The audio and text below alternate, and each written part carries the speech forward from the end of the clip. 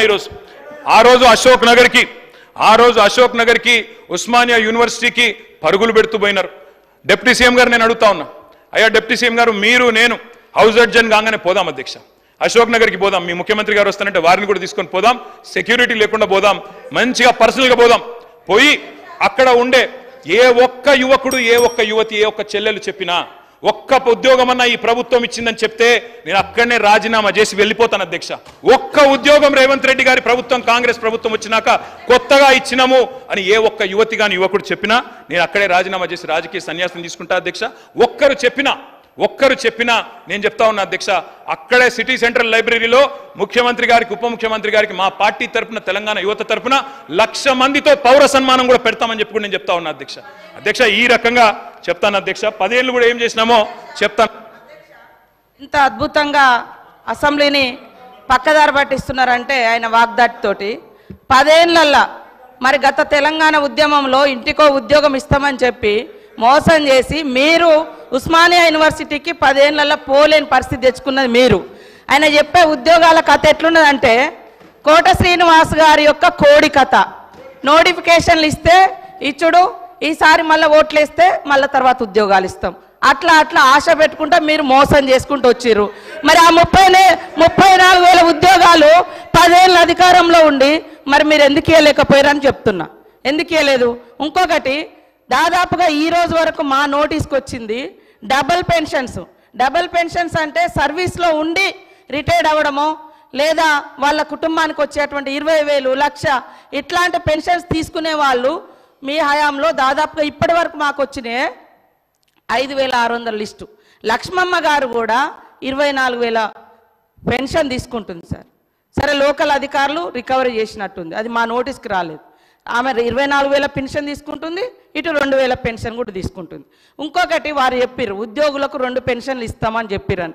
Yes, మీ ప్రభుత్వంలో రాగానే ఆశా వర్కర్లు కావచ్చు, అంగన్వాడీలు కావచ్చు, బస్ డ్రైవర్ల తల్లిదండ్రులు కావచ్చు, వాళ్ళ పెన్షన్ కూడా తీసేసారు.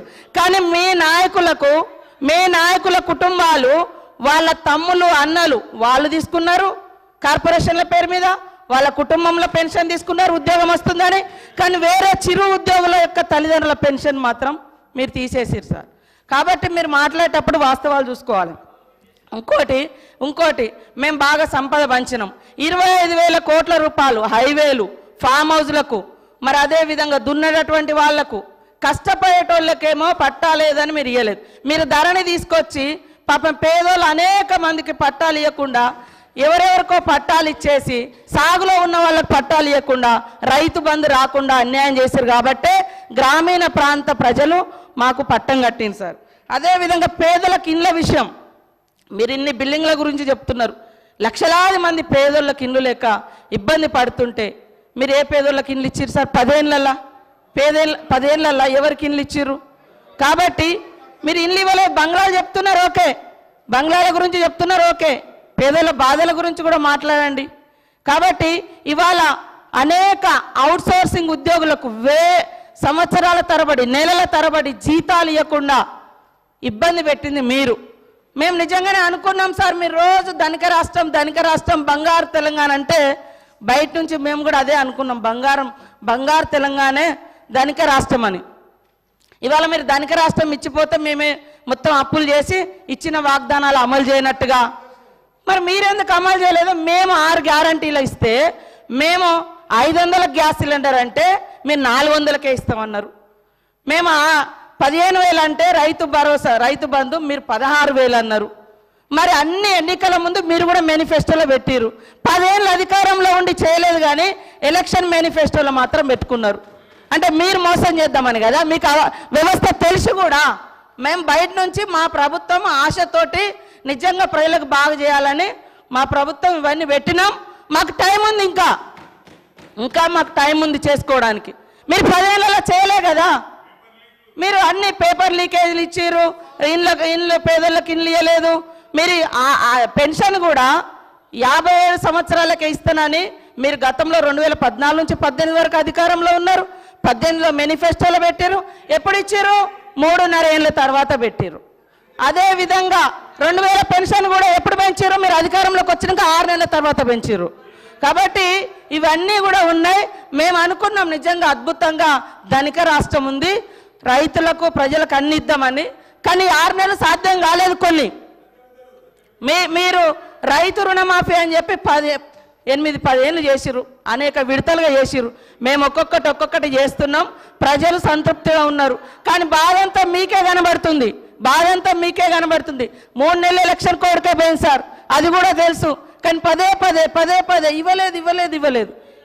ఇవ్వకుండా మాకు ప్రజలు బుద్ధి చెప్పేటప్పుడు చెప్తారు. ఖచ్చితంగా ఇచ్చిన మాటకు మేము కట్టుబడి ఉంటాం. కొద్దిగా ఓపికతోటి ఉండండి. మీరు కూడా చాలా చేయలేదు, కానీ మేము చేస్తాం. సార్, మంత్రులు ఇట్లా డిస్టర్బ్ చేస్తే అధ్యక్ష ఓపికతో ఉండమంటున్నారు. ఓపిక ఉండాల్సింది మంత్రులకు, ట్రెజరీ బెంచెస్కి, మాకు కాదు అధ్యక్ష. ప్రజల తరపున అడగడమే మా ధర్మం. 100 రోజుల్లో చేస్తామని హామీలు ఎవరు ఇవ్వమన్నారు? 100 రోజుల గడువు ఎవరు పెట్టమన్నారు? మేము అడిగినామా, ప్రజలు అడిగినరా? మీరు ఓట్ల కోసం అడ్డగోలు మాటలు చెప్పి 100 రోజుల్లో అన్ని చేస్తామని బిల్డప్లు ఇచ్చి ఇలా అడిగితే కంగారు ఎందుకు పడుతున్నారు అధ్యక్ష? మాకు 5 ఏళ్ళు టైం ఉందంటుండ్రు. మరి ఎలక్షన్ హామీలలో అట్లే చెప్పేది, 5 ఏళ్లలో చేస్తామని చెప్పేది ఉండే. 100 రోజుల్లో చేస్తామని ఎవరు చెప్పన్నారు? వారు చెప్పారు కాబట్టి చెప్తున్నా అధ్యక్ష. వారు అన్నారు ఆసరా పెన్షన్లు. అవును అధ్యక్ష, మీరు మాకు 200 రూపాయల పెన్షన్తో అప్పచెప్పిపోతే 2014 10 రెట్లు పెంచి 2000 చేసింది కేసీఆర్. ఆడపిల్లలకు పెళ్లిలకు మీరు ఒక్క పైసా ఇయ్యలే, 1,116 ఇచ్చింది కేసీఆర్.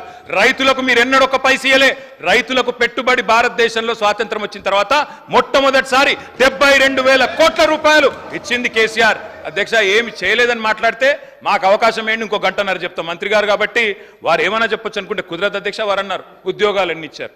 అధ్యక్ష, నేను మంత్రి గారికి చెప్తా ఉన్నాయి, నేను వారికి పంపిస్తాను. నాకు తెలుసు మీరు అడుగుతారని. మా ప్రభుత్వం ఉన్నప్పుడు అధ్యక్ష 2,32,000 ఉద్యోగాలకు మేము నోటిఫికేషన్లు ఇచ్చాము.